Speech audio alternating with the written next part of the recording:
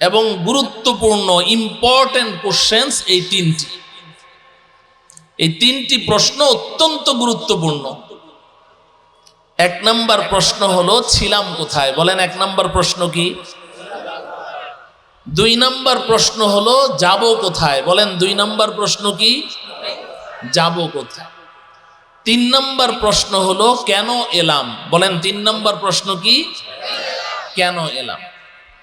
হাকিমুল উম্মত মুজাদ্দিদুল মিল্লাত হযরত মাওলানা শাহ আশরাফ আলী থানভী রহমতুল্লাহ আলাইহি লিখেছেন যে কোনো একজন ইমানদার মুসলমান যদি তার জীবনের এই তিনটি মৌলিক প্রশ্ন নিয়ে গভীরভাবে চিন্তা ভাবনা করে এবং এই তিন প্রশ্নের জবাব প্রস্তুত করে আল্লাহ রব্বুল আলামিনের দরবারে হাজিরি দিতে পারে, তো আল্লাহ রব্বুল আলামিন তার জন্য জান্নাতের ফয়সালা করে দিবেন।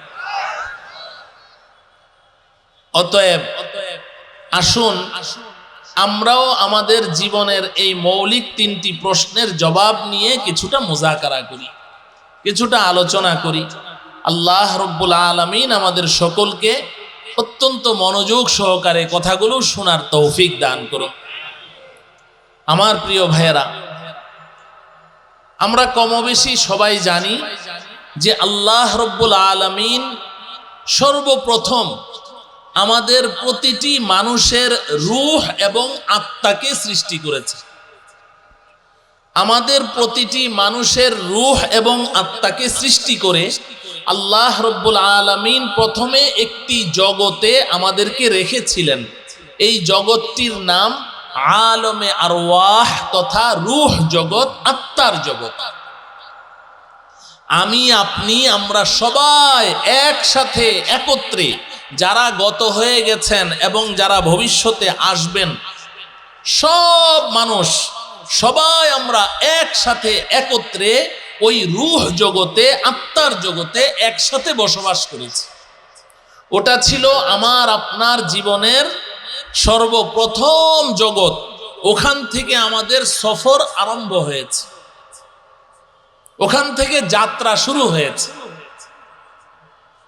এই রূহ জগতে থাকাকালীন আল্লাহ রব্বুল আলামিনের সাথে আমাদের সরাসরি কথা হয়েছে। সুবহানাল্লাহ বলেন।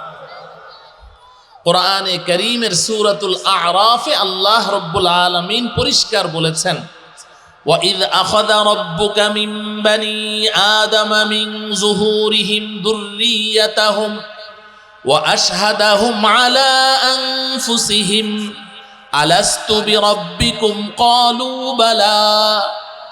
আল্লাহ রব্বুল আলামিন আমাদের নবীজিকে বলছেন যে আপনি স্মরণ করুন ওই দিনের কথা, যেই দিন আল্লাহ রব্বুল আলামিন সমস্ত মানুষের পিতা আদমের পৃষ্ঠদেশ থেকে তার সমস্ত সন্তানগুলোর আত্মা এবং রূহকে বের করে আল্লাহ পাক তার সম্মুখে ছেড়ে দিয়েছিলেন এবং তাদের কাছ থেকে একটি অঙ্গীকার নিয়েছিলেন। ওয়া আশহাদাহুম আলা আনফুসিহিম, তাদেরকে তাদের ব্যাপারেই সাক্ষী রেখেছিলেন। আল্লাহ রব্বুল আলামিন আমাদেরকে সম্বোধন করে জিজ্ঞাসা করেছিলেন, আলাস্তু বিরাব্বিকুম, এই বনি আদম, এই আদম সন্তানেরা, তোমরা সবাই বলো তো দেখি, আমি কি একমাত্র তোমাদের প্রভু নই? আমি কি একমাত্র তোমাদের রব এবং তোমাদের প্রতিপালক নই? আল্লাহ পাক এই প্রশ্ন ছুড়ে দিয়েছিলেন। কলু বালা, আল্লাহ পাক বলছেন যে সমস্ত বনি আদম সমস্বরে চিৎকার করে বলেছে, বালা বালা বালা বালা ইয়া রব্বানা আনতা রব্বুনা লা রব্বা লানা গায়রুক। হ্যাঁ হ্যাঁ হে আল্লাহ, আপনি একমাত্র আমার রব, আমাদের রব একমাত্র আপনি, আপনি ছাড়া আমাদের আর কোনো রব নেই। এই অঙ্গীকারটুকু আমরা আল্লাহ পাকের সাথে করেছি কোন জগতে? সবাই বলেন, রূহ জগতে, আত্মার জগতে। আমরা যেমন বলেছি, এখানে এই মাহফিলে আমরা যারা আছি, আমরা যেমন বলেছি, ফেরাউনও কিন্তু সেদিন এই কথা বলেছে, হামান, কারুন এরাও বলেছে, আবু জাহাল, আবু লাহাবরাও বলেছে, উতবা, সাইবারাও বলেছে, এবং আমাদের দেশের নাস্তিক মুরতাদ ওই তাসলিমা নাসরিন এবং তার প্রেতাত্মাগুলো এরাও কিন্তু ওই দিন বালা বলেছে।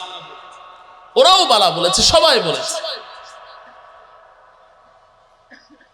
এই যে রূহ জগতে, আত্মার জগতে আমরা ছিলাম, সেখানে আল্লাহ পাকের সাথে আমাদের সরাসরি কথোপকথন হয়েছে, এটা আমাদের কারোই মনে নেই, মনে থাকার কথাও নয়। এক জগতের কথা আরেক জগতে কি থাকে না, মনে থাকে না। কিন্তু আল্লাহ রব্বুল আলামিন মাঝে মধ্যে কখনো সখনো কিছু ব্যতিক্রমধর্মী ঘটনা ঘটিয়ে আমাদেরকে বুঝিয়ে দেন। ব্যতিক্রমধর্মী ঘটনা আল্লাহ পাকের কুদরতের বহিঃপ্রকাশ। যেমন সেই আত্মার জগতের কথা, রূহ জগতের কথা আল্লাহ পাকের সাথে আমরা সরাসরি অঙ্গীকার করে এসেছি, আপনি আমাদের রব, আপনি ছাড়া আর কোনো রব নেই, এ কথা আমাদের কারো মনে নেই। কিন্তু নবীজি সাল্লাল্লাহু আলাইহি ওয়াসাল্লামের প্রিয় জামাতা, ইসলামের চতুর্থ খলিফা হযরতে আলী রাদিয়াল্লাহু তাআলা আনহু বলেন যে রূহ জগৎ, আত্মার জগতে যেদিন আল্লাহ পাক আমাদের কাছ থেকে আহদে আলাস্তু নিয়েছিলেন, আলাস্তুর অঙ্গীকার নিয়েছিলেন, ওই অঙ্গীকারের সময় আমার ডানে, আমার বাঁয়ে, আমার সামনে কে কে বসা ছিল এখনো আমি তাদেরকে চিনতে পারছি। হযরতে জুন্নুন মিসরি রাহিমাহুল্লাহু তাআলা উনি বলেন গোয়া কে ও কাল কি বাত है, আরে আত্মার জগতে, রূহ জগতে আল্লাহ পাকের সাথে যে অঙ্গীকার করেছি আমার এতটাই সুস্পষ্ট মনে আছে, মনে হয় যেন এটা গতকালের ঘটনা ছিল। মুহতারাম হাজরিন, তো রূহ জগতে আমরা ছিলাম, ওটা ছিল ফার্স্ট স্টেশন, ওটা ফার্স্ট স্টেশন, ওখান থেকে আমাদের যাত্রা শুরু হয়েছে। আল্লাহ রব্বুল আলামিন ওই রূহ জগতে আমাদেরকে থাকতে দিলেন না। যখন যাকে মনে হয়েছে, আল্লাহ পাকের ইচ্ছা হয়েছে, রূহ জগৎ থেকে বের করে দিয়েছেন। রূহ জগতে আমাদেরকে থাকতে দেননি। রূহ জগৎ থেকে বের করে আমাদেরকে দ্বিতীয় আরেকটি জগতে নিয়ে এসেছেন। ওই জগৎটির নাম আলমে আরহাম তথা মাতৃগর্ভ জগৎ। রূহ জগৎ থেকে আমরা দ্বিতীয় আরেক জগতে চলে আসলাম, এই জগতের নাম আলমে আরহাম। জগৎটার নাম কি? আমার সাথে বলেন, আলমে আরহাম। বাংলা হলো মাতৃগর্ভ জগৎ। আমরা সবাই ওই জগতের বাসিন্দা ছিলাম। মাতৃগর্ভ জগৎ না হয়ে কেউ আমরা এই জগতে আসতে পারিনি। কেউ আসতে পেরেছে? ওটা ছিল দ্বিতীয় জগৎ। এই মাতৃগর্ভ জগতেও আমরা সামান্য কিছুদিন ছিলাম, 9 মাস 10 মাস কিংবা কম বেশি থাকার পর আল্লাহ রব্বুল আলামিন ওই 2 নম্বর জগৎ থেকেও আমাদেরকে বের করে দিয়েছে। 2 নম্বর জগৎ থেকে বের করে আল্লাহ পাক আমাদেরকে তৃতীয় আরেকটি জগতে নিয়ে এসেছেন। এই জগৎটির নাম হলো আলমে দুনিয়া। বলেন, এই জগতের নাম আলমে দুনিয়া তথা দুনিয়ার জগৎ। এখন আমি আপনি এই 3 নম্বর জগতে বসবাস করছি। এই জগৎটির নামই হচ্ছে আলমে দুনিয়া তথা দুনিয়ার জগৎ। আমার প্রিয় ভাইয়েরা, বিশেষ করে আমার প্রাণ প্রিয় যুবক ভাইয়েরা, এখানে আমরা যারা আছি আমরা তো অবশ্যই বিশ্বাস করি, গোটা পৃথিবীর সমস্ত মানুষ বিশ্বাস করে, যারা আল্লাহকে স্বীকার করে না তারাও বিশ্বাস করে, আস্তিক নাস্তিক, ইমানদার বেঈমান সবাই বিশ্বাস করে যে এই পেছনের ওই 2টি জগতে আলমে আরওয়াহ তথা রূহ জগতে যেমন আল্লাহ পাক আমাদেরকে থাকতে দেননি, বের করে দিয়েছেন। এরপর দ্বিতীয় জগৎ আলমে আরহাম তথা মাতৃগর্ভ জগৎ, সেখানেও আমাদেরকে থাকতে দেননি, বের করে দিয়েছেন। এই 3 নম্বর জগৎ তথা আলমে দুনিয়া, এখানেও আমাদেরকে থাকতে দিবেন না, এখান থেকেও বের করে দিবেন, এখান থেকেও বের করে দিবেন। প্রশ্ন জাগে, এখান থেকে বের করে আল্লাহ রব্বুল আলামিন আমাদেরকে কোথায় নিয়ে যাবেন? এখান থেকে বের করে আল্লাহ রব্বুল আলামিন আমাদেরকে চতুর্থ আরেকটি জগতে নিয়ে যাবেন। এই জগৎটির নাম হচ্ছে আলমে বারজাখ তথা কবর জগৎ। আমার সাথে বলেন, আলমে বারজাখ। আলমে বারজাখ অর্থ কি? কবর জগৎ। এই আলমে বারজাখে আমাদেরকে নিয়ে যাবেন। এই আলমে বারজাখ শুরু হবে কখন? যার যখন মৃত্যু হবে, মৃত্যুর সাথে সাথে তার আলমে বারজাখ শুরু হয়ে যায়।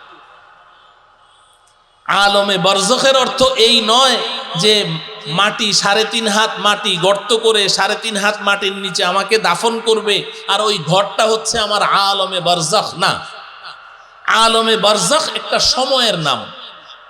যার যখন মৃত্যু হবে, মৃত্যুর সাথে সাথে তার আলমে বারজাখ শুরু হয়ে যাবে এবং এই কবর জগতের আল্লাহ পাকের সাথে আমার যেই মুআমালা, আমার সাথে আল্লাহ পাকের যেই মুআমালা, আলমে বারজাখের যত কাজ, এই সব কার্যক্রম মৃত্যুর সাথে সাথেই শুরু হয়ে যায়। চাই আমার লাশ মাটির নিচে দাফন করা হোক, চাই না হোক, আমার লাশ কোনো হিংস্র প্রাণী খেয়ে ফেললো, তার বডির সাথে আমি মিশে গেছি, আমার লাশ সাগরে ভাসিয়ে দিল,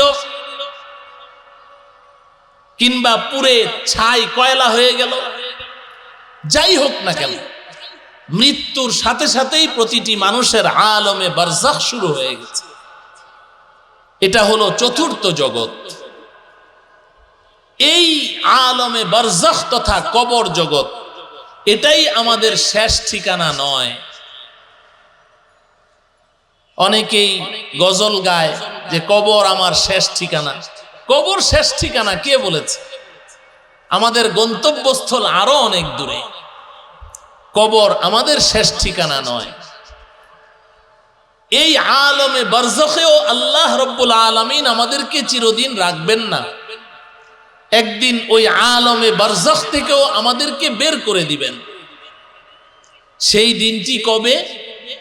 যেই দিন আল্লাহ রব্বুল আলামিন এই পৃথিবীকে ধ্বংস করে দিবেন, কিয়ামত সংঘটিত হবে।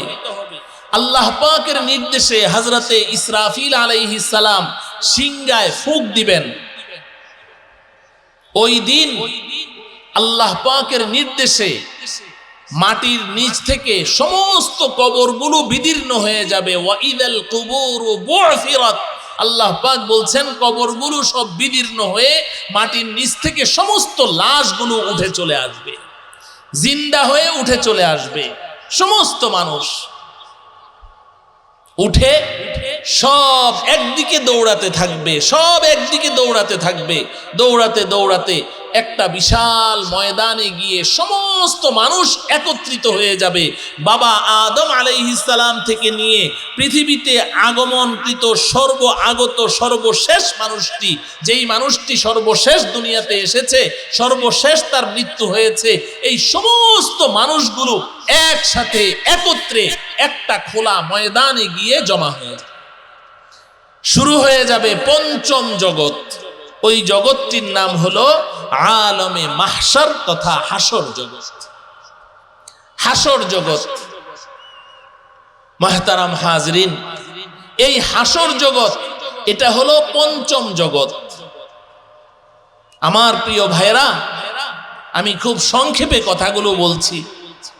সর্বপ্রথম আমরা যেই জগতে ছিলাম, ওই জগৎটির নাম কি ছিল? আলমে আরওয়াহ তথা রূহ জগৎ, আত্মার জগৎ। এই রূহ জগৎ আর আত্মার জগতে আমরা সবাই একসাথে একত্রে ছিলাম, সব একসাথে ছিলাম। কিন্তু রূহ জগৎ থেকে মাতৃগর্ভ জগৎ আলমে আরহামে একসাথে আসিনি, আগে পরে এসেছি। মাতৃগর্ভ জগৎ থেকে আলমে দুনিয়া তথা দুনিয়ার জগতে একসাথে আসিনি, আগে পিছে এসেছি। আলমে দুনিয়া তথা দুনিয়ার জগৎ থেকে আলমে বারজাখ তথা কবর জগতে একসাথে যাওয়া হবে না, আগে পিছে যাওয়া হবে। কিন্তু আলমে বারজাখ থেকে হাসর জগৎ আলমে মাহশারে, ওখানে গিয়ে আবার আমরা একসাথে একত্রিত হয়ে যাব, ওখানে আবার একসাথে হয়ে যাব। আমার প্রিয় ভাইয়েরা ও আমার প্রিয় যুবক ভাইয়েরা, আমি আপনাদের দৃষ্টি আকর্ষণ করছি। এখন তো সবকিছুর বরকত নষ্ট হয়ে গেছে, সময়ের বরকত নষ্ট হয়ে গেছে। কথা শুরু করতে না করতেই দেখা যায় যে ঘড়ির কাঁটা আধা ঘন্টা পার হয়ে যায়, সকাল না হতেই বিকেল হয়ে যায়, সবকিছুর বরকত শেষ। এজন্য কথাগুলো খুব মনোযোগ সহকারে শুনেন। এই যে হাসরের ময়দানটা, ওটা হলো পঞ্চম জগৎ এবং পঞ্চম স্টেশন এবং লাস্ট স্টেশন। ওটা লাস্ট স্টেশন। এই যে আমি 5টি জগতের কথা বলেছি না, এই 5টি জগৎ 5টি প্ল্যাটফর্ম মনে করেন, 5টি স্টেশন মনে করেন। রূহ জগৎ ছিল ফার্স্ট স্টেশন, ওখান থেকে আমাদের যাত্রা শুরু হয়েছে। এরপরে মাতৃগর্ভ জগতে এসে কিছুক্ষণ আমরা ওখানে অপেক্ষা করেছি, ওটা ছিল সেকেন্ড স্টেশন, দ্বিতীয় স্টেশন। এরপরে দুনিয়ার জগতে আসলাম, এটা হলো থার্ড স্টেশন। এখানেও আমরা চিরদিন থাকবো না, এটা স্টেশন, অপেক্ষমান আছি আমরা, আমাদের গন্তব্যস্থল আরো সামনে। এরপরে আমরা চতুর্থ স্টেশন আলমে বারজাখ তথা কবর জগতে যাব, ওটাও আমাদের শেষ ঠিকানা নয়, গন্তব্যস্থল আমাদের আরো সামনে। এরপরে চলে যাব পঞ্চম স্টেশন আলমে মাহশর তথা হাসর জগতে, ওটাও কিন্তু আমাদের লাস্ট, ওটাও আমাদের গন্তব্যস্থল নয়, ওটা হচ্ছে পঞ্চম স্টেশন এবং লাস্ট স্টেশন। ওই হাসরের ময়দান থেকেই আমরা আমাদের গন্তব্যস্থলে পৌঁছে যাব। আল্লাহ রব্বুল আলামিন যদি আমাদের উপর দয়া করেন, মায়া করেন, আর আমরা যদি ঈমান নিয়ে আল্লাহ পাকের দরবারে হাজিরি দিতে পারি, তো ওই লাস্ট স্টেশন থেকে আল্লাহ রব্বুল আলামিন আমাদেরকে ডাইরেক্ট আমাদের গন্তব্যস্থল, আমাদেরকে জান্নাতে পৌঁছিয়ে দিবেন। ওই জান্নাত হচ্ছে আমাদের গন্তব্যস্থল। এরপরে আর কোথাও যেতে হবে না, ওটাই গন্তব্যস্থল। আল্লাহ রব্বুল আলামিন আমাদেরকে অতি নিরাপদে, সামনে আরো 2টি স্টেশন আছে, কবর জগৎ, হাসর জগৎ, এই 2টি স্টেশন অতি নিরাপদে পাড়ি দিয়ে আমাদের সকলকে আমাদের গন্তব্যস্থল জান্নাতুল ফিরদাউসে পৌঁছার তৌফিক দান করুন। আমার প্রিয় ভাইয়েরা, এই যে সর্বশেষ স্টেশনের কথা বললাম, হাসর জগৎ, লাস্ট স্টেশনের নাম কি সবাই বলেন? হাসর মাহশার।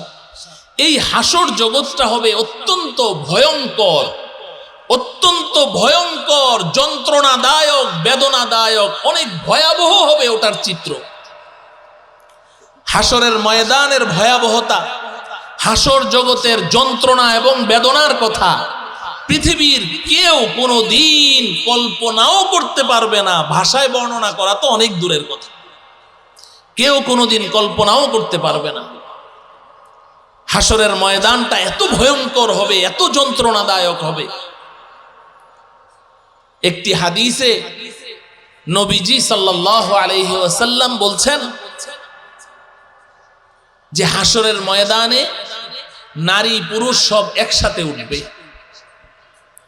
নারী পুরুষ সব একসাথে থাকবে।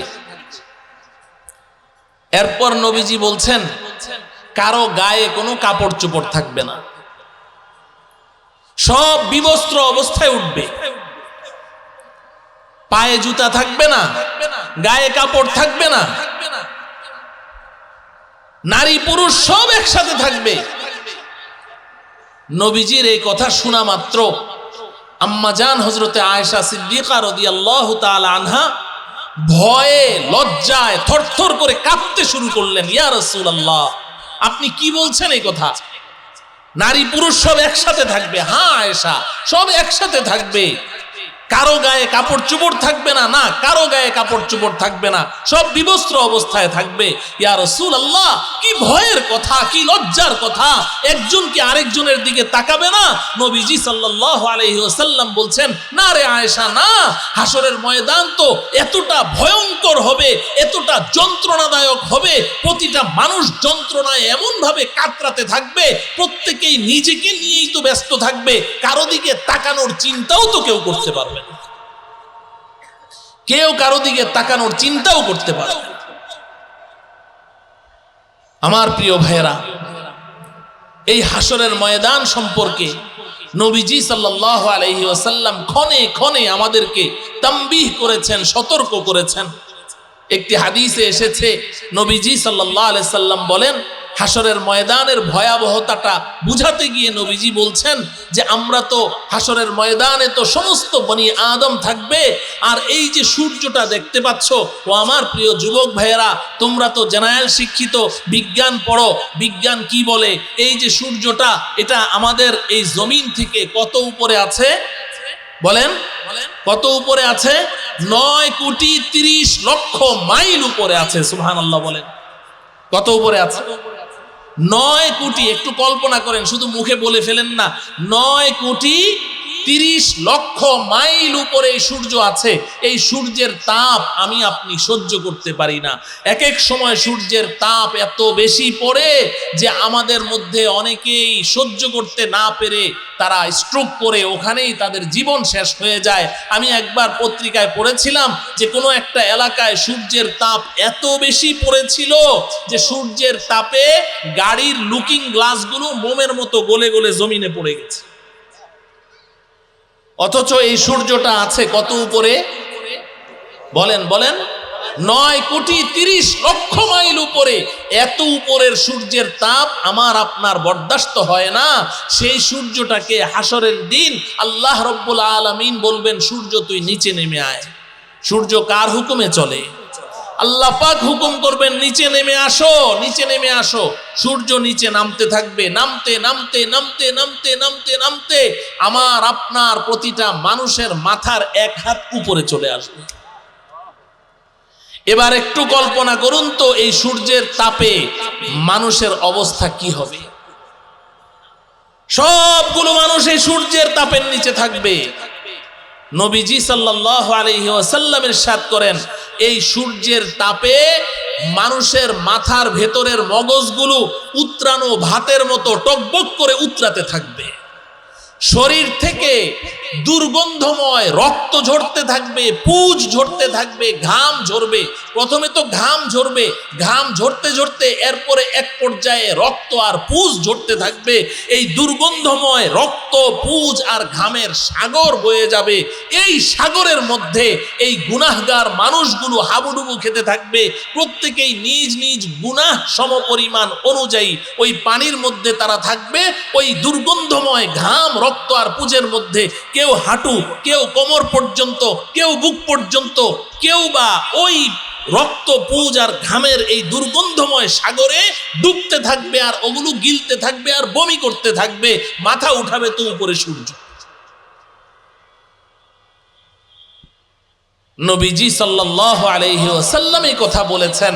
এটা কোনো কাল্পনিক কথা নয়, মিথ্যা হওয়ার কোনো সম্ভাবনাই নেই। এই ভয়ঙ্কর পরিস্থিতি, এই ভয়ঙ্কর যন্ত্রণাদায়ক পরিস্থিতি, এটা কতটা প্রলম্বিত হবে, কত দীর্ঘ হবে, পৃথিবীর কেউ বলতে পারে না। আল্লাহ রব্বুল আলামিন কোরআনে হাকিমে আমাদেরকে সামান্য একটু ধারণা দেওয়ার জন্য বলেছেন, 50,000 সানাতিন মিম্মা তাউদ্দুন। এই দুনিয়ার মানুষ, তোমরা যে পৃথিবীতে বছর গণনা করো, এই পৃথিবীর বছর গণনা করতে করতে 1 বছর, 2 বছর, 100 বছর, 200 বছর, 1000 বছর, 2000 বছর, এভাবে গণতে থাকো। গণতে গণতে 50,000 বছর তোমরা গণনা করো। এই পৃথিবীর 50,000 বছর যত লম্বা, হাসরের ময়দানের একটি দিন হবে এত লম্বা।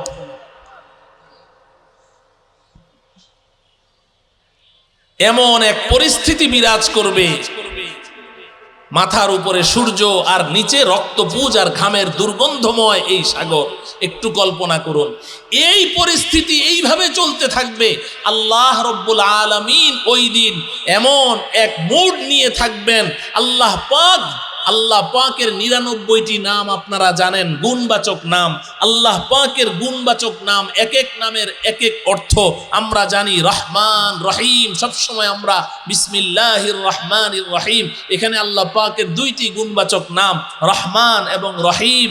এই যে নামগুলো, এই নাম অনুযায়ী আল্লাহ পাকের রূপ পরিবর্তন আল্লাহ করেন, আল্লাহ পাকের গুণ এবং বৈশিষ্ট্যকে আল্লাহ পরিবর্তন করেন। ওই দিন কিন্তু আল্লাহ পাক রহমান, রহিম, এই দয়ার সাগর, এই অফুরান দয়ার মালিক, এই নাম আল্লাহ পাক ওই দিন ধারণ করবেন না। ওই দিন আল্লাহ রব্বুল আলামিন জব্বার এবং কাহ্হার নাম ধারণ করে থাকবেন। জব্বার আর কাহ্হার, পরাক্রমশালী, ডিটেক্টরশিপ আল্লাহ পাক ওই দিন আল্লাহ পাকের ওই নামের রূপ ধারণ করে, এমন এক ভয়ঙ্কর রূপ ধারণ করে আল্লাহ পাক থাকবেন। সমস্ত নবী রসুলগণ আল্লাহ পাকের এই ভয়ঙ্কর রূপ দেখে থরথর করে কাঁপতে শুরু করে দেয়। সমস্ত নবী রসুলগণ কাঁপতে থাকবে, আল্লাহ পাক খামোশ থাকবেন, চুপ থাকবেন, কারো সাথে কোনো কথা নেই। আমাদের হিসাব নিকাশও শুরু করবেন না, চুপচাপ নীরব। আল্লাহ পাকের এই অবস্থা, আর আমাদের চলবে এই অবস্থা। হিসাব নিকাশ শুরু করবেন না।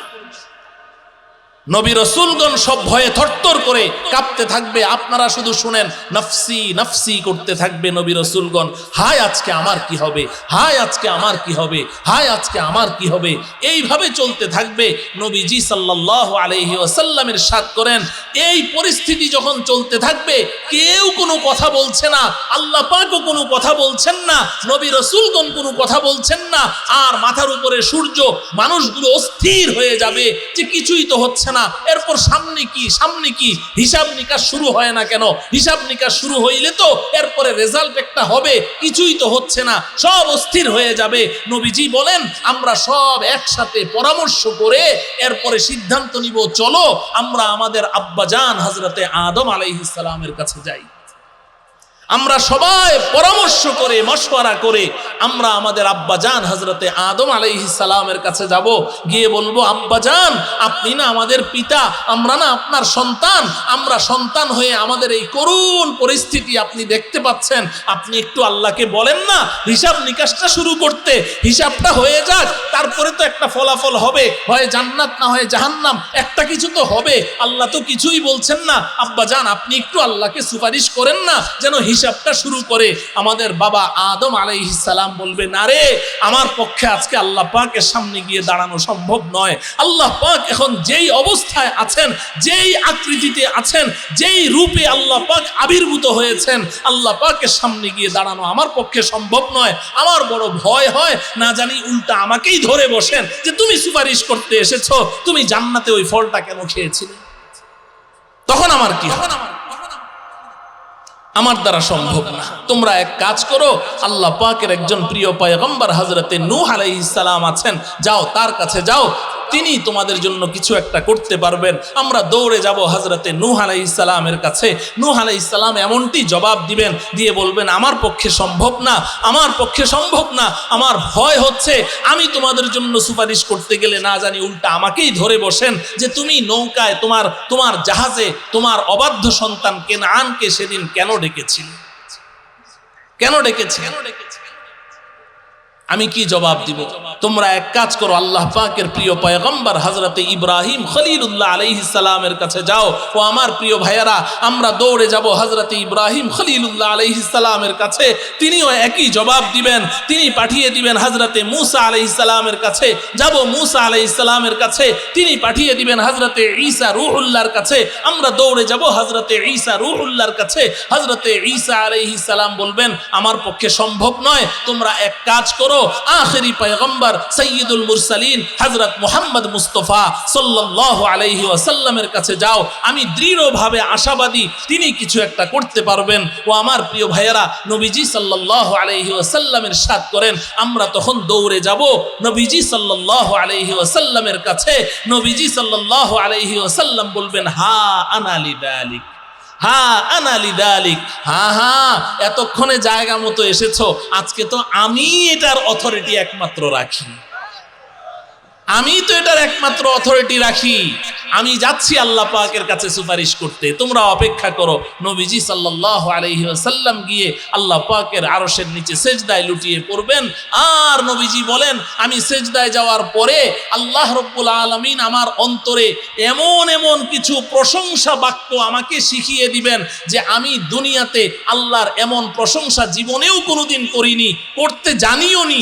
আল্লাহ পাক এমন কিছু প্রশংসা বাক্য আমার অন্তরে অন্তরে আল্লাহ নিজে ঢেলে দিবেন, আর ওই বাক্যগুলো দিয়ে আমি আল্লাহর প্রশংসা করতে থাকবো, এমন প্রশংসা করতে থাকবো, এক পর্যায়ে আল্লাহ রব্বুল আলামিনের রহমতের ঢেউ খেলে যাবে। আল্লাহ পাক বলবেন, ও আমার বন্ধু, ইরফা রাসাক সাল তুরকা ইশফা তুশাফা, ও বন্ধু মাথা উঠান তো দেখি, আপনি সুপারিশ করেন, আপনার সুপারিশ আমি গ্রহণ করে নিব, আপনি যা বলবেন আমি তাই শুনব। আল্লাহ রব্বুল আলামিন তখন হিসাব শুরু করবেন। এতটুকু কথা আমরা অনেক শুনেছি। আমি আজকে আমার প্রিয় যুবক ভাইদেরকে একটা শুভ সংবাদ শোনাতে চাই। নবীজি সাল্লাল্লাহু আলাইহি ওয়াসাল্লাম এই হাসরের ময়দানে এই যে একটা ভয়াবহ সময়, সূর্যের তাপের নিচে থাকার এই যে সময়টি, এটা যে কত ভয়ঙ্কর, কত যন্ত্রণাদায়ক, কত বেদনাদায়ক, এটা তো আমরা কোনোদিন কল্পনাও করতে পারবো না। এমন একটি ভয়াবহ মুহূর্তে নবীজি সাল্লাল্লাহু আলাইহি ওয়াসাল্লাম আমাদেরকে একটি আশার বাণী শুনিয়েছেন। সুবহানাল্লাহ, একটি আশার বাণী শুনিয়েছেন। আমি বুখারী শরীফ থেকে ওই লম্বা হাদিসটি আপনাদের সামনে খুতবায় পাঠ করেছি।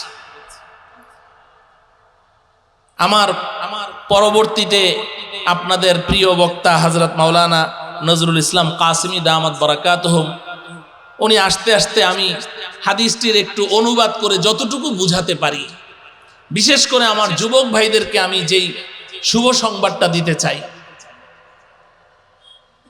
বুখারী শরীফের মধ্যে নবীজি সাল্লাল্লাহু আলাইহি ওয়াসাল্লাম বলছেন, ক্বালা রাসূলুল্লাহ সাল্লাল্লাহু আলাইহি ওয়াসাল্লাম, সাবআতুন ইউযিল্লুহুমুল্লাহু ফি যিল্লিহি ইয়াওমা লা যিল্লা ইল্লা যিল্লুহু। নবীজি বলেন, হে আমার উম্মত শোনো, হাসরের ময়দানের ওই ভয়াবহ দিনে, যেই দিন মাথার উপরে সূর্যটা থাকবে, সূর্যের তাপে বনি আদম সব এভাবে উতরানো ভাতের মতো খালি টকবক করতে থাকবে মানুষগুলো, আর এই ঘাম রক্ত পুজের সাগরে হাবুডুবু খেতে থাকবে, ওই পচা গান্দা পানিগুলো গিলতে থাকবে আর বমি করতে থাকবে। ওই দিন আল্লাহ রব্বুল আলামিন দয়া করে মায়া করে 7 গুণে গুণান্বিত, 7 বৈশিষ্ট্যে বৈশিষ্ট্যমণ্ডিত, 7 শ্রেণীর সৌভাগ্যবান নারী এবং পুরুষকে আল্লাহ রব্বুল আলামিন 1 সেকেন্ডও, 1 মুহূর্ত ওই সূর্যের তাপের নিচে কষ্ট না দিয়ে আল্লাহ রব্বুল আলামিন তার আরশের ছায়ার নিচে তাদেরকে স্পেশাল মেহমান বানিয়ে দিবেন। সামান্য মাত্র তাদেরকে কষ্ট দিবেন না, আরশের ছায়ার নিচে আল্লাহ রব্বুল আলামিন তাদেরকে মেহমান বানিয়ে দিবেন, সূর্যের তাপে তাদেরকে থাকতেই দিবেন। সেই 7 শ্রেণীর মানুষ কারা, 7 গুণে গুণান্বিত মানুষ কারা, এগুলো আমি গুণে গুণে এখন আপনাদেরকে শোনাবো। কিন্তু শোনানোর আগে আমি আপনাদের কাছ থেকে অঙ্গীকার নিতে চাই, আমরা কি ওই দিন ওই সূর্যের তাপের নিচে কষ্ট পেতে চাই, না আরশের ছায়ার নিচে আশ্রয় চাই? কারা কারা চাই? হে আল্লাহ, আপনি আমাদেরকে আপনার হাবিবের বর্ণিত এই হাদিস অনুযায়ী এই 7 বৈশিষ্ট্যে বৈশিষ্ট্যমণ্ডিত ব্যক্তিদের অন্তর্ভুক্ত হয়ে ওই দিন আরশের ছায়ার নিচে মেহমান হওয়ার তৌফিক দান করুন। নবীজি সাল্লাল্লাহু আলাইহি ওয়াসাল্লাম এবার বলছেন, 1 নম্বর, আল ইমামুল আদিল, ন্যায় বিচারক বাদশাহ। সুবহানাল্লাহ বলেন, ন্যায় বিচারক বাদশাহ, আল ইমামুল আদিল, ন্যায় বিচারক বাদশাহ। ওই প্রধানমন্ত্রী, ওই প্রেসিডেন্ট, যে প্রধানমন্ত্রীর চেয়ারে বসে কোনো জুলুম করেনি, নির্যাতন করেনি। প্রধানমন্ত্রীর চেয়ারের ক্ষমতা কত, এটা তো আর মার কাছে মামার বাড়ির গল্প বলতে হবে। ছোটবেলা দাদি নানিদের কাছে গল্প শুনতে শুনতে রাত্রে ঘুমাতাম, রাজার গল্প। আগের যুগে রাজাদের কি ক্ষমতা, চোখের ইশারায় কারো ফাঁসি হয়ে যাচ্ছে, চোখের ইশারায় আবার ফাঁসির আসামি খালাস পেয়ে যাচ্ছে। দাদি নানিদের গল্প শুনতে শুনতে ঘুমাতাম, ঘুমের মধ্যে আবার ওই রাজা বাদশাদেরকে স্বপ্নে দেখে চিৎকার করে উঠতাম ভয়ে। এই ছোটবেলায় দাদি নানিদের কাছে রাজা বাদশাদের ক্ষমতার যেই ইতিহাস শুনতাম, এর চেয়েও আরো কত হাজার গুণের বেশি ক্ষমতাধর রাজা আমরা ইতিমধ্যেই দেখে ফেলেছি। এত ক্ষমতা, প্রধানমন্ত্রীর চেয়ারের যে কি পরিমাণ ক্ষমতা, আল্লাহু আকবার। আমি আগে ওই যে কুমিল্লা নোয়াখালীর দিকে যেতে যাত্রাবাড়ি ফ্লাইওভারে ওঠার আগে একটা বিলবোর্ড ছিল। এই বিলবোর্ডে অনেকবার দেখেছি, বারবার দেখেছি, ওখানে লেখা শেখ হাসিনাই পারে, শেখ হাসিনাই পারবে। তাহলে বুঝেন কি ক্ষমতা, সেই পারে, সেই পারে, ক্ষমতা সে দেখিয়ে দিয়েছে। ওই সময় মনে হয়েছে যে তার উপরে আর কোনো ক্ষমতা নাই, এমন একটা অবস্থা তৈরি হয়ে গেছে। এই যে ক্ষমতা, যা খুশি তাই করতে পারবে, কারো কিছু বলার কোনো ক্ষমতাই নাই। কেউ কিছু বলবে তো দূরের কথা, বলার মতো একটু ভাবসাব দেখলেই সাথে সাথেই সে গায়েব, হয় গুম, না হলে খুন, নাইলে আয়নাঘর। কি ক্ষমতা দেখেন! এত ক্ষমতা পেয়েও সে কি করেনি? ক্ষমতার কোনো অপব্যবহার করেনি। সে প্রকৃত আসামি, প্রকৃত অপরাধীকেই শাস্তি দিয়েছে, নিরপরাধ কোনো মানুষকে শাস্তি দেয়নি।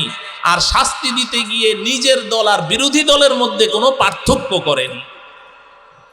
এইভাবে ইনসাফ ভিত্তিক সে বিচার কার্য পরিচালিত করেছে। ক্ষমতা ছিল, ক্ষমতাকে সে অন্যায়ভাবে খরচ করেনি। এই যে তার হাতে ক্ষমতা থাকা সত্ত্বেও সে যে ক্ষমতার অপব্যবহার করলো না, সে যে কারো উপরে কোনো জুলুম নির্যাতন করলো না, সে যে ইনসাফ ভিত্তিক রাষ্ট্র পরিচালনা করলো, এটা কার ভয়ে? বলেন কার ভয়ে? আল্লাহর ভয়ে। আল্লাহর ভয়ে। যার অন্তরে আল্লাহর ভয় আছে একমাত্র সেই ইনসাফ ভিত্তিক রাষ্ট্র পরিচালনা করতে পারবে। আল্লাহর ভয় যদি না থাকে তাহলে যত ভালো মানুষ হোক না কেন সে কোনোদিন ইনসাফ ভিত্তিক রাষ্ট্র পরিচালনা করতে পারবেই না। আল্লাহর ভয় লাগবে, আল্লাহর ভয় লাগবে। এই শব্দটা মনে রেখেন, সামনে আপনাদের কাজে লাগবে। আল্লাহর ভয় যার অন্তরে আছে। এজন্য আমাদের পার্শ্ববর্তী দেশের মহাত্মা গান্ধীর নাম শুনেছেন আপনারা? মহাত্মা গান্ধী, এই গান্ধীজি শেখুল হিন্দ মাহমুদ হাসান দেওবন্দি রহমতুল্লাহ আলাই, উনি গান্ধীজিকে রাস্তা থেকে তুলে এনেছেন, ওনার সাথে আন্দোলন করেছে। গান্ধীজি উনি ভারতের প্রধানমন্ত্রীও ছিলেন না, প্রেসিডেন্টও ছিলেন না, তাদের ধর্মীয় নেতা ছিলেন। উনি ভারতের সমস্ত এই প্রাদেশিক গভর্নরদের কাছে একটা চিঠি লিখেছেন, আমি বইয়ে পড়েছি। ওই চিঠির মধ্যে লিখেছেন যে তোমরা যদি শান্তির দেশ চাও, ইনসাফ ভিত্তিক রাষ্ট্র পরিচালনা করতে চাও, তাহলে মুসলমানদের দ্বিতীয় খলিফা ওমরকে ফলো করো।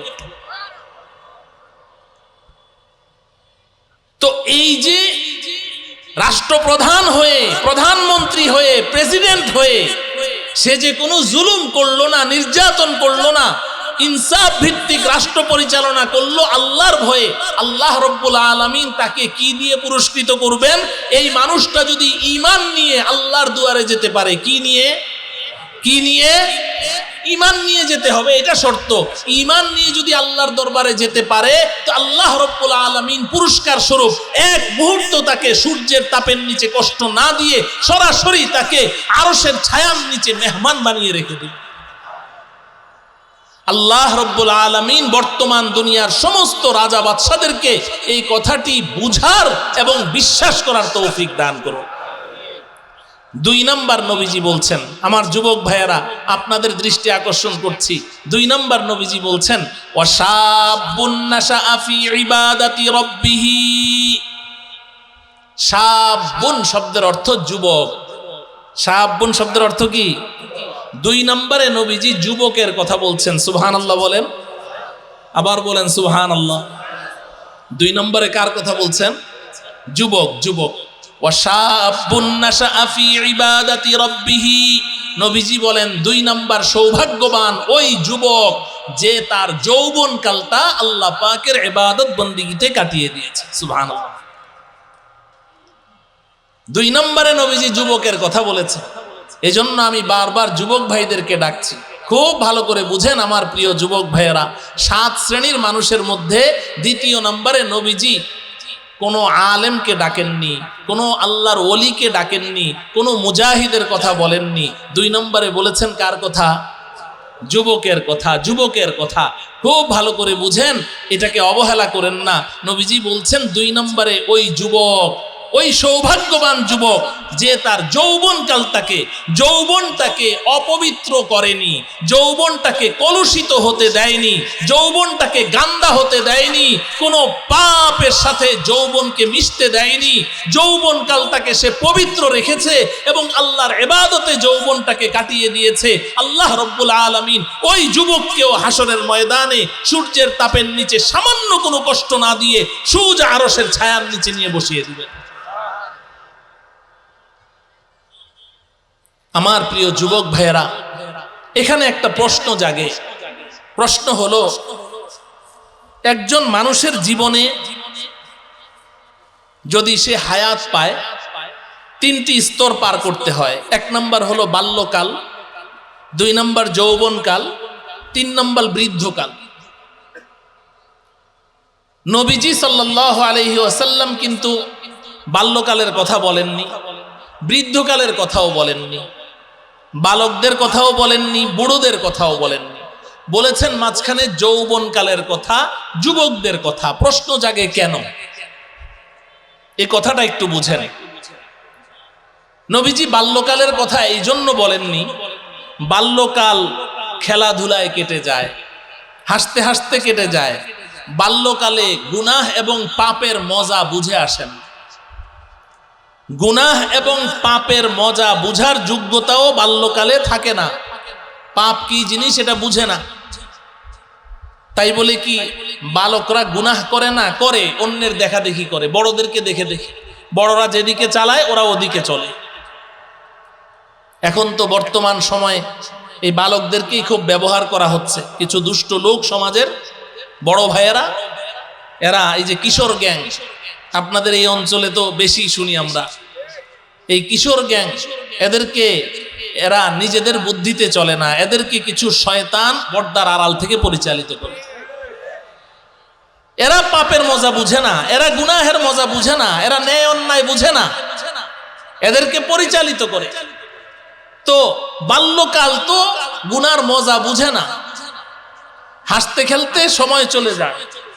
আর বৃদ্ধকাল, বার্ধক্যে যখন মানুষ উপনীত হয়, বুড়ারা গুনার মজা বুঝে, পাপের মজা বুঝে, পাপ কি জিনিস খুব ভালোভাবে বুঝে, কিন্তু করার শক্তি থাকে না, শরীর লুজ হয়ে যায়, ক্ষমতা থাকে না, গুনাহের প্রতি আকর্ষণ থাকে না, আকর্ষণ দুর্বল হয়ে যায়, রুচি থাকে না, চাহিদা থাকে না, গুনাহ করার শক্তি থাকে না, ক্ষমতা থাকে না।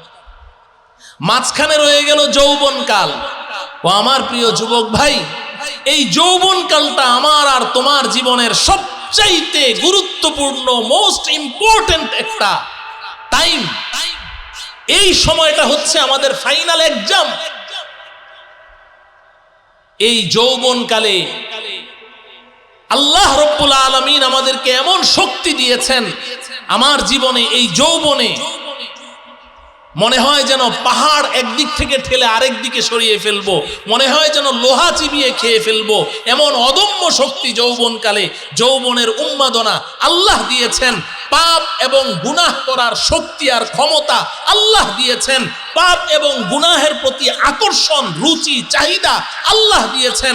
এবং তুমি গুনাহ করতে চাও, হে যুবক, তুমি পাপ করতে চাও, যেই গুনাহটাই তুমি করতে চাও, যেই পাপটাই করতে চাও, এই গুনাহ করার জন্য কি কি বস্তুর প্রয়োজন, কি কি আয়োজন দরকার, কি কি আসবাব উপকরণের দরকার, এই গুনাহের উপকরণ আসবাবগুলো আল্লাহ সৃষ্টি করে দিয়েছেন। কেন?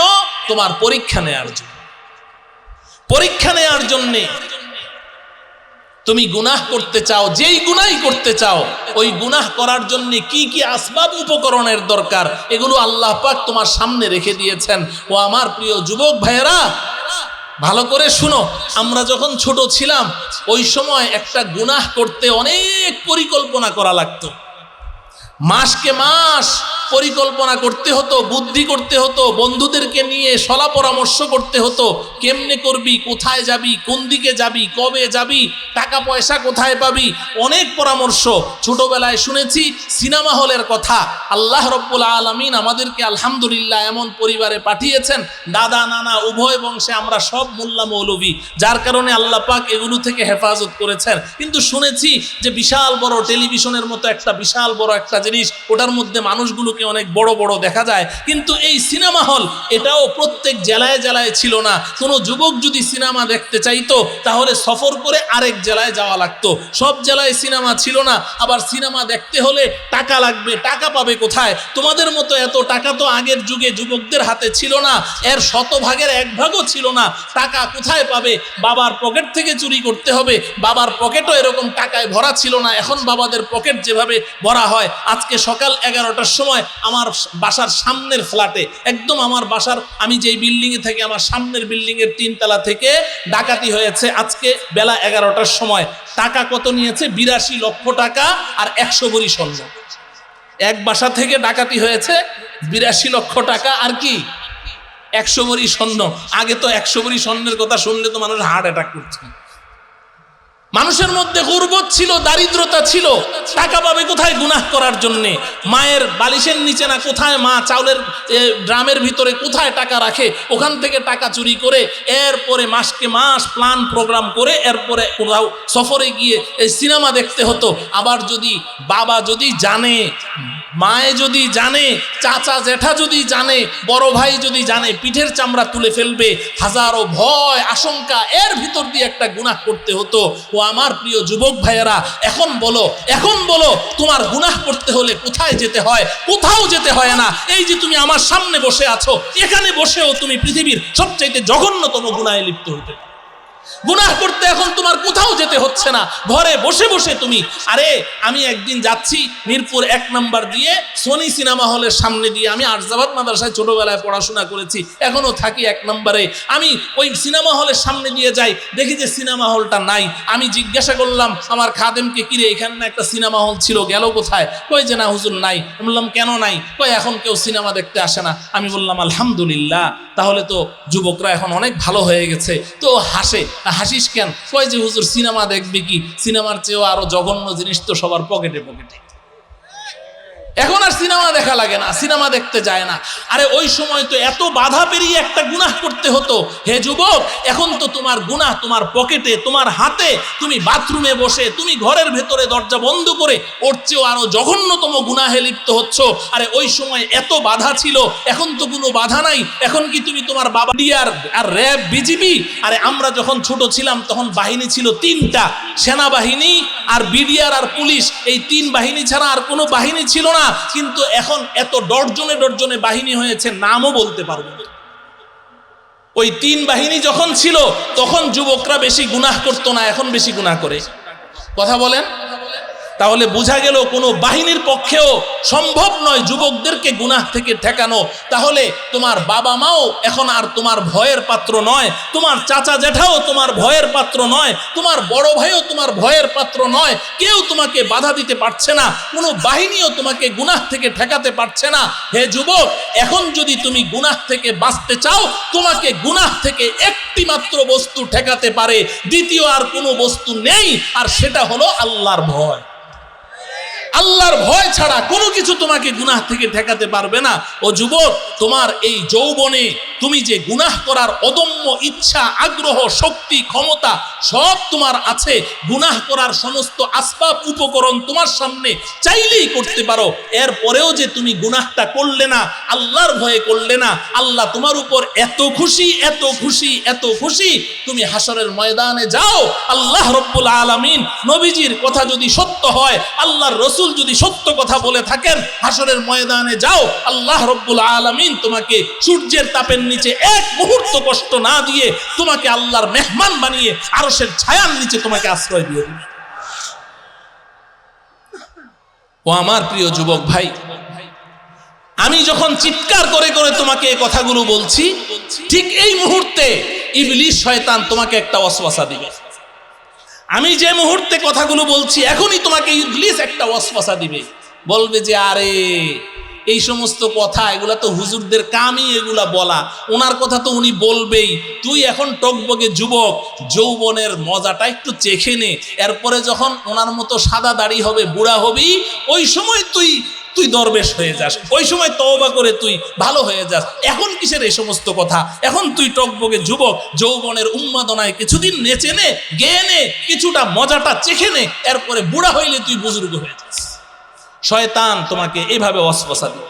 এখনই কিসের মুখে দাড়ি রাখা, এখনই কিসের 5 ওয়াক্ত নামাজ পড়া, এখনই কিসের পর্দা প্রথা মেনে চলা, এখনই কিসের হালাল হারাম মেনে চলা, এখনই কিসের জেনা বেবিচার ছেড়ে দেওয়া, এখনই কিসের মিথ্যা কথা ছেড়ে দেওয়া, এখনই কিসের জুয়া মদ ছেড়ে দেওয়া, এখনই কিসের অন্যায় অপরাধ ছেড়ে দেওয়া। এখনই না, সময় আছে সামনে, এখন না, এখন যা করছিস করতে থাক, পুরা হলে ভালো হয়ে যাস। শয়তান যখন তোমাকে এই ওয়াসওয়াসা দেয়, তখন আমি তোমাকে একটা কথা বলি, প্রথম কথা হলো, তুমি যে আমার মতো বুড়া হতে পারবে, তোমার দাড়িগুলো সাদা হওয়া পর্যন্ত তুমি হায়াত নিয়ে এসেছো, এই সার্টিফিকেটটা আমাকে একটু দেখাও। তুমি যে বার্ধক্য পর্যন্ত বেঁচে থাকবে, তুমি যে আজকের এই মাহফিলের ময়দান থেকে বাসা পর্যন্ত যেতে পারবে, এই সার্টিফিকেটটুকু আমাকে দেখাও। কিসের অপেক্ষায় তুমি বসে আছো? কিসের অপেক্ষায় যুবক তুমি বসে আছো? যে না এখন না আগামীকাল, এখন না আগামীকাল। ইবলিস শয়তানের এটা হলো সবচেয়ে বড় চক্রান্ত। ও যুবক শুনো, ইবলিস শয়তান কখনো তোমাকে নামাজ পড়তে বাধা দিবে না, বলবে না যে নামাজ পড়িস না, বলবে না যে রোজা রাখিস না, বলবে না যে তুই যাকাত দিস না, বলবে না যে তুই ইসলামী অনুশাসন মেনে চলিস না, এটা বলবে না। বলবে যে আগামীকালকে, পরশু, বলবে যে এত তাড়াতাড়ি দরকার কি, এই যে সামনে শুক্রবার আছে, আজকে ওয়াজ শুনলি তো, আচ্ছা ঠিক আছে, এই সপ্তাহটা শেষ হোক, জুমার দিন, সাপ্তাহিক ঈদের দিন ভালোভাবে গোসল টোসল করে এরপরে জুমার নামাজ পড়ে তওবা টওবা করে তুই ভালো হয়ে যাস। আগামী আগামী আগামী, আজকে না। অথবা বলবে যে অমুক দিন অমুক বড় হুজুর আসছে, বড় হুজুরের হাতে হাত রেখে তওবা করে ভালো হয়ে যাবি। অথবা বলবে যে না থাক, এখন থাক, সামনে তো হজের নিয়ত করেছিস, হজে গিয়ে একবারে তওবা করে তারপরে ভালো হয়ে চলে আসিস। আজকে না, শুধু আগামীর চক্রে তোমাকে ফেলে রাখবে। এই একটা দুইটা দিন যাওয়ার পরে তোমার ভেতরে এখন যেই জ্বলনটা তৈরি হয়েছে, যেই স্পিডটা এসেছে, যেই জজবাটা পয়দা হয়েছে, 2 দিন পরে ওটা এমনি ঠান্ডা হয়ে যাবে, তুমি সব ভুলে যাবে। এই হচ্ছে শয়তানের হামলা। এরপরেও যদি তুমি বলো যে না আমি বুড়া হইলে সুফি হয়ে যাব, তো একজন কবি তোমাকে নিয়ে বড় উপহাস করেছে, একজন কবি বড় চমৎকার ভাবে তোমাকে নিয়ে উপহাস করেছে। কবি বলছেন, দর জওয়ানি তওবা করদন শিওয়ায়ে পয়গম্বরি, দর জওয়ানি তওবা করদন শিওয়ায়ে পয়গম্বরি, वक्त पीरी गर्ग जालिम मीशवद परहेजगार, वक्त पीरी गर्ग जालिम मीशवद परहेजगार। ए जुबक, তুমি যৌবনকালে যদি তওবার জীবন যাপন করতে পারো, গুনাহ হয়ে গেছে, গুনাহ তো হতেই পারে, মানুষই তো গুনাহ করবে, যদি গুনাহ হয়ে যায় সাথে সাথে তওবা করো। তুমি যখনই গুনাহ হবে সাথে সাথে তওবা করো। 3 জিনিসের নাম তওবা। খালি মুখে মুখে তওবা তওবা বললে তওবা নয়, আস্তাগফিরুল্লাহ আস্তাগফিরুল্লাহ বললে তওবা নয়। 3 জিনিসের নাম তওবা। 1 নাম্বার, যেই গুনাহটা করেছো এটা ছেড়ে দাও, এটা ছেড়ে দাও। মদের বোতল হাতে নিয়ে তুমি বলছো তওবা তওবা, এটা আল্লাহর সাথে উপহাস। মদের বোতল ফিকে ফেলে দাও, তারপরে তুমি তওবা করো। 2 নাম্বার, ভবিষ্যতে আর কখনো এমন গুনাহ করবে না, এই মর্মে আল্লাহর সাথে ওয়াদা করো। 3 নাম্বার, চোখের পানি ছেড়ে দাও। তোমার এই 3 জিনিসের মাধ্যমে যদি তুমি তওবা করতে পারো, নবীজি বলেছেন আত্তাইবু মিনাদ দামবি কামাল্লা দামবালাহু। কি পরিমাণ গুনাহ তুমি করেছো, গুনাহ করতে করতে তুমি ক্লান্ত হয়ে যাবে, আল্লাহ পাক ক্ষমা করতে করতে ক্লান্ত হয়ে যাবেন না। সাহাবী জিজ্ঞাসা করলেন, ইয়া রাসূলুল্লাহ, তওবা করার সময় তো এইভাবেই করি, আবার যে গুনাহ হয়ে যায়? নবীজি বললেন, ওয়া ইন আদা ফিল ইয়াউমি 70 মাররাতান, তুমি খাঁটি দিলে তওবা করো। যখনই গুনাহ হয় খাঁটি দিলে তওবা করো। একদিনে 70 বার তওবা করেছো, 70 বার তওবা ভেঙেছো, আমার আল্লাহ 70 বার তোমাকে ক্ষমা করে দিবে। দর জওয়ানি তওবা করদন শিওয়ায়ে পয়গম্বরি, তুমি যদি এই তওবার জীবন যাপন করতে পারো, তাহলে তোমার হাসর হবে নবী রাসূলদের সাথে, হযরতে ইউসুফ আলাইহিস সালামের সাথে। আরে যুবক, তুমি কি সুন্দর! আরে যুবক, তোমার মধ্যে কতটুকু যৌন শক্তি আছে, কতটুকু যৌবন আছে! আল্লাহর পয়গম্বর হযরতে ইউসুফ আলাইহিস সালাম নবীজি বলেন, ফাইদান কদ উতিয়া শাতরুল হুসনি, পৃথিবীর অর্ধেক সৌন্দর্য আল্লাহ ইউসুফকে দিয়ে দিয়েছেন। সেই ইউসুফ মিশরের সবচাইতে রূপসী, গুণবতী, সুন্দরী নারী, সেই সম্রাজ্ঞিনী ইউসুফ আলাইহিস সালামকে সেই তার রাজপ্রাসাদের 7টি অন্দর মহলে নিয়ে তাকে সেই কুমন্ত্রণা দিয়েছে, খারাপ কাজের প্রস্তাব দিয়েছে। হযরতে ইউসুফ আলাইহিস সালাম সেখান থেকে দৌড় দিয়ে বের হয়ে এসেছেন। আল্লাহ রাব্বুল আলামিন যদি তুমি তোমার যৌবনকে পবিত্র রাখো, তাহলে হাসরের ময়দানে অবশ্যই অবশ্যই আল্লাহ তোমাকে ইউসুফ আলাইহিস সালামের সাথে হাসর করবে। আর যদি তুমি বলো যে না, বুড়া হইলে আমি বুজুর্গ হয়ে যাব, তো কবি কি বলে জানো? কবি বলছে, ওয়াক্তে পীরি গর্গে জালেম মিশাওয়াদ পরহেজগার। আরে যুবক, তুই বুড়া হইলে বুজুর্গ হবি? বুড়া হইলে তো জঙ্গলের সবচাইতে জালেম অত্যাচারী প্রাণী সিংহ, ও তো বুজুর্গ হয়ে যায়। সিংহ সারাটা জীবন সামনে দিয়ে যে যায় তাকেই থাবা মারে, যে যায় তাকেই থাবা মারে, ওর সামনে দিয়ে কাউকেই যাইতে দেয় না। ক্ষুধা থাকলেও ধরে, ক্ষুধা না থাকলেও ধরে, যে যায় তাকেই থাবা মারে। কিন্তু যখন নাকি বুড়া হয়ে গেছে, এখন আর থাবা মারবে তো দূরের কথা, হাঁটতেও পারে না, দাঁড়ালেই মাথা চক্কর দেয়, চোখে সর্ষে ফুল দেখে, হাঁটু থরথর করে কাঁপে। এখন সিংহ চুপচাপ বসে আছে। তো সিংহর সবচেয়ে ফেভারিট খাবার হলো খরগোশ।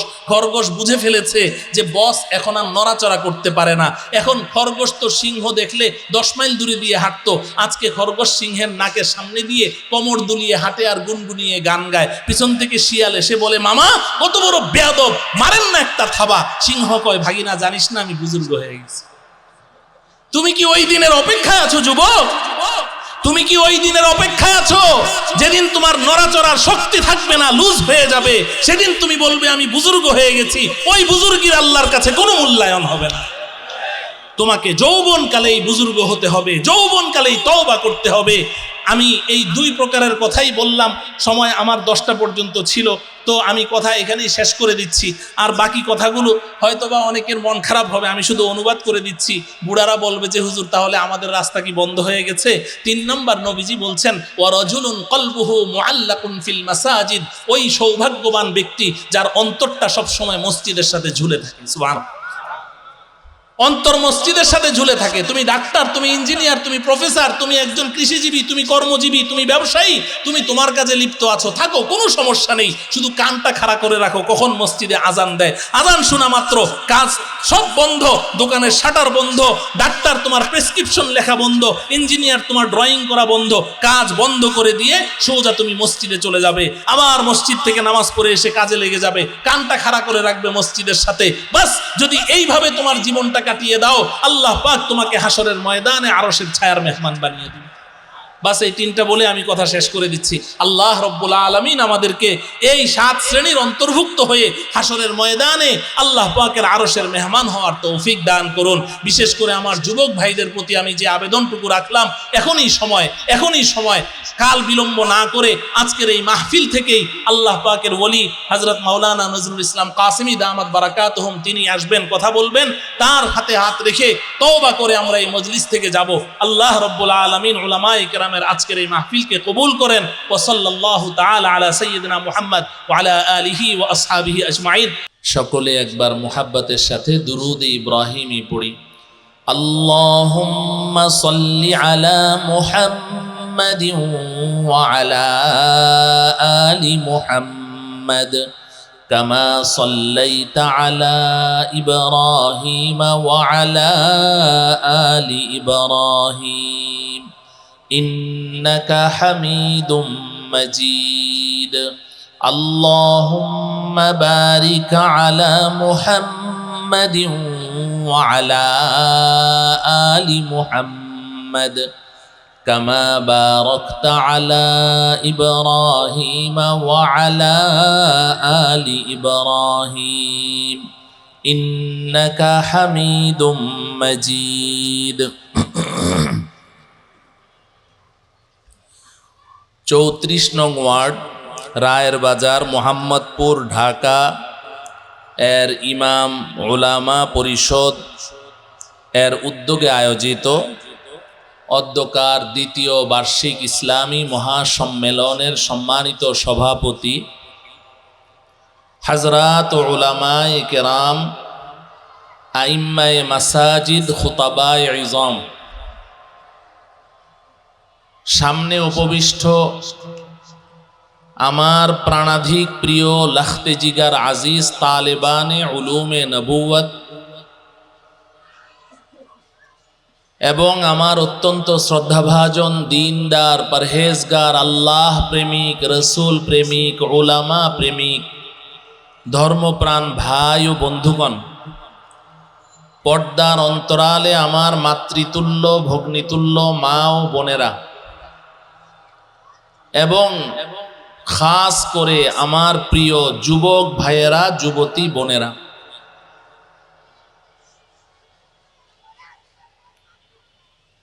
আল্লাহ পাকের মেহেরবানি, অন্যান্য যে সকল মাহফিল বাংলাদেশে হচ্ছে, চলছে, অন্যান্য মাহফিলগুলোর তুলনায় আজকের এই মাহফিলে একটি ব্যতিক্রমী দৃশ্য আমার সামনে ভেসে উঠেছে, যা অত্যন্ত আনন্দদায়ক এবং আশাব্যঞ্জক। সাধারণত এই জাতীয় দ্বীনি মাহফিল, ইসলামী মহাসম্মেলন, তাফসিরুল কোরআন মাহফিলগুলোতে যুবকদের তুলনায় বুড়োদের উপস্থিতি বেশি দেখা যায়। বুড়ারা বেশি থাকে, জোয়ানরা ওয়াজ শুনতে আসে না। কিন্তু আমি আল্লাহ পাকের কি শুকরিয়া আদায় করব যে আজকে আমার সামনে মনে হচ্ছে যেন শ্রোতাদের মধ্যে 90% সব যুবক। সকলেই বলি আলহামদুলিল্লাহ। আমি মাদ্রাসা থেকে এখানে আসতে আসতে একটি আলোচ্য বিষয় কল্পনা করেছিলাম যে এই বিষয়ে কথা বলবো, কিন্তু এখানে বসে চারিদিকে আমার যুবক ভাইদেরকে দেখে আমি সিদ্ধান্ত পরিবর্তন করেছি। আমার মনে খুব ইচ্ছা হয়েছে যে আমার প্রিয় যুবক ভাইদেরকে নিয়ে কিছু বলা দরকার। আল্লাহ রব্বুল আলামিন তিলাওয়াতকৃত আয়াত ও হাদিসকে সামনে রেখে সংশ্লিষ্ট বিষয়ে আমাকে কিছু জরুরি কথা, হক কথা, যা আমাদের সকলের জন্য উপকারী হবে, এমন কিছু কথা ইখলাসপূর্ণভাবে আপনাদের সম্মুখে বলার তৌফিক দান করুন। আমাদের সকলকে এই কথাগুলো আমলের উদ্দেশ্যে এবং দাওয়াতের উদ্দেশ্যে অন্তরকর্ণ দ্বারা সকলকে গভীর মনোযোগ সহকারে শ্রবণ করার তৌফিক দান করুন। আমার প্রিয় ভাইয়েরা, বিশেষ করে আমার যুবক ভাইয়েরা, আমি বারবার আপনাদেরকেই ডাকবো, আপনাদেরকেই সম্বোধন করব। আমরা আজকের এই মাহফিলে যারা উপস্থিত আছি,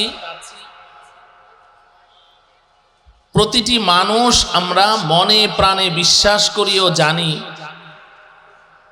যে বর্তমান আমরা যেই জগতে বসবাস করছি, বাস্তবিক অর্থে আমরা একজনও এই জগতের বাসিন্দা নই। আমাদের আসল বাড়ি, আসল ঠিকানা এই দুনিয়ার জগৎ নয়। কারণ কিছুদিন আগেও তো আমরা এই জগতে ছিলাম না। ছিলাম কি? আবার কিছুদিন পরেও কিন্তু আমরা এই জগতে থাকব না। মাঝে সামান্য কিছুদিনের জন্য আমরা এই দুনিয়ার জগতে এসেছি। সঙ্গত কারণেই আমাদের সামনে প্রশ্ন দাঁড়ায় যে যখন আমি এই দুনিয়ার জগতে ছিলাম না তখন কোথায় ছিলাম? দ্বিতীয় প্রশ্ন হচ্ছে, যখন আমি এই দুনিয়ার জগৎ ছেড়ে চলে যাব তখন কোথায় যাব?